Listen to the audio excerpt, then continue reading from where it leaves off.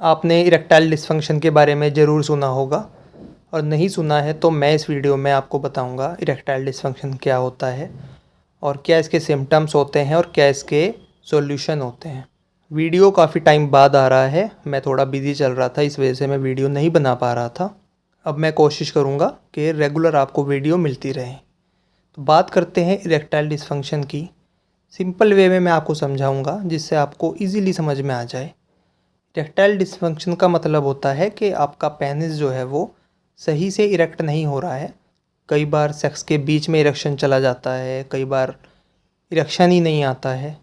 तो अलग अलग स्टेजेस होती हैं इरेक्टाइल डिस्फंक्शन की। हम सिर्फ एक सिमिलर सिम्टम से सबको नहीं जज कर सकते। तो इरेक्टाइल डिस्फंक्शन अलग अलग लोगों में अलग अलग तरीके का मिलता है, अलग अलग स्टेजेस में मिलता है। इसके रीज़न्स बहुत सारे हो सकते हैं, लेकिन हमें रीज़न पे नहीं जाना है, हमें बेसिकली सॉल्यूशन पे जाना है कि क्या हमें ऐसा सॉल्यूशन मिल जाए, अच्छा सॉल्यूशन जिसके साइड इफ़ेक्ट्स भी ना हो। तो इरेक्टाइल डिस्फंक्शन की स्टेजेस को मैं 3 पार्ट में डिवाइड करता हूँ। पहला पार्ट होता है जिसमें इरेक्शन सेक्स के बीच में ही जाने लगता है, कभी चला जाता है किसी भी रीज़न की वजह से, और या आप ऐसा होता है कि आपको सेकंड टाइम का या थर्ड टाइम के लिए इरेक्शन नहीं आता है, मतलब एक दिन में 1 या 2 ही इरेक्शन आता है। तो इसे भी कुछ लोग इरेक्टाइल डिस्फंक्शन मान लेते हैं, इसलिए मैंने इसको भी फर्स्ट स्टेज में ही रखा है।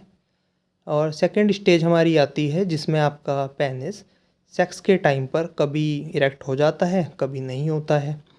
तो ये प्रॉब्लम सबसे ज़्यादा लोगों को देखने को मिलती है। तो वो उसे अपने मूड से कनेक्ट कर लेते हैं कि हमारा मूड नहीं है, जबकि रियलिटी में कई बार होता है कि आपका इरेक्शन ही नहीं आता है। और इसी में ही एक टॉपिक आता है सेक्सुअल परफॉर्मेंस एंग्जाइटी, ये भी सेकंड स्टेज में ही आता है। और इसका सॉल्यूशन थोड़ा टफ होता है क्योंकि ये थोड़ा सा साइकोलॉजिकल हमें अफेक्ट करता है। और थर्ड और लास्ट स्टेज आती है कि आपके पेनिस में कोई हलचल ही नहीं है, पेनिस बिल्कुल इरेक्ट होता ही नहीं है। और इसी स्टेज में हम काउंट करते हैं पेनिस श्रिंकेज को। पेनिस सिकुड़ना शुरू हो जाता है, उसको भी हम थर्ड स्टेज में ही रखते हैं। आपकी एज बढ़ने के साथ साथ आपको ये स्टेजेस इसी क्रम में आगे बढ़ती हुई मिलती हैं। अब बात करते हैं इसके सॉल्यूशन की। तो इरेक्टाइल डिस्फंक्शन के 2 सॉल्यूशन होते हैं। पहला कि आप किसी डॉक्टर के पास जाइए और वहाँ से उससे दवाई लीजिए, या किसी हकीम के पास लोग जाते हैं तो वहाँ से दवाई ले लीजिए। और सेकंड होता है कि आप अपने लाइफस्टाइल में कुछ चीज़ें चेंज करके, सिंपल वे में थोड़ी बहुत एक्सरसाइज करके, योगा करके और खान पीन में कुछ चीज़ें ऐड करके आप इजीली इन चीज़ों को नेचुरली गेन कर सकते हो दोबारा से, जो भी प्रॉब्लम्स आपको आई हैं। तो मैं सेकंड वाला ज़्यादा प्रेफर करता हूँ, क्योंकि फर्स्ट वाले में कुछ लोगों को दवाइयाँ सही से सूट नहीं करती और उनका फ़ायदा होने की बजाय नुकसान हो जाता है।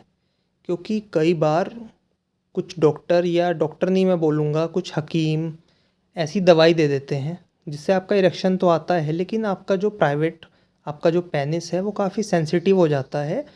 तो उससे आपकी टाइमिंग कम हो जाती है। आप इतना सेंसिटिव हो जाता है आपका जो पेनिस हेड है कि वो बहुत जल्दी इरेक्ट तो वो इजीली हो जाएगा, लेकिन वो डिस्चार्ज भी बहुत जल्दी हो जाता है। और कई बार क्या होता है कि ज़्यादा गर्म दवाइयाँ खाने से आपके जो बाकी के बॉडी ऑर्गन्स हैं, बॉडी पार्ट्स हैं, वो अफेक्ट होते हैं, जैसे आपकी किडनी, लीवर, इन पे असर आ जाता है अगर डॉक्टर अच्छा नहीं है तो। जो अच्छे डॉक्टर या हकीम हैं उन वो दवाई ठीक देते हैं। तो अब उन सॉल्यूशंस की बात कर लेते हैं, जो सॉल्यूशंस मैं हमेशा देता हूँ अपने पेशेंट्स को।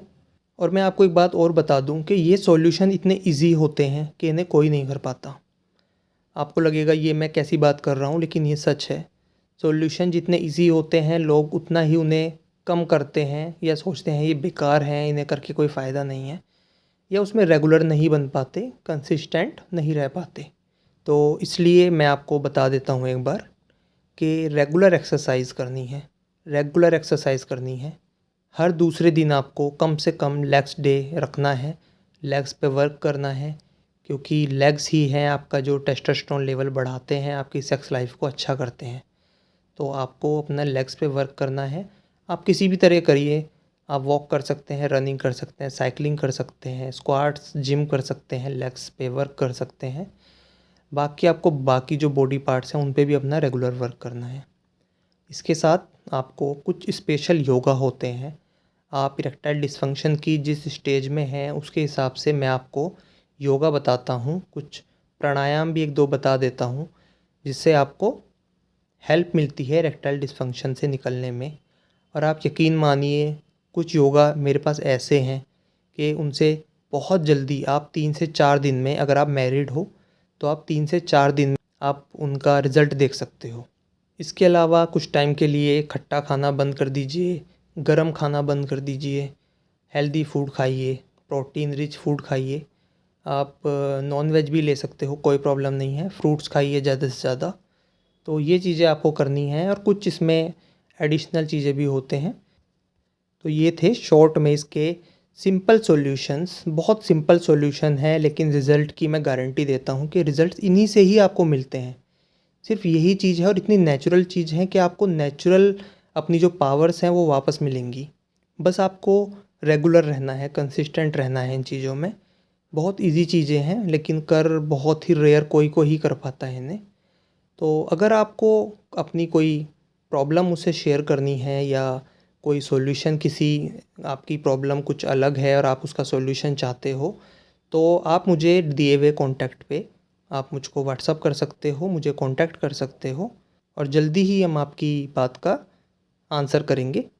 इस वीडियो के लिए इतना ही। Thanks for listening. बाय। 눈 뜨면 눈부신 아침 햇살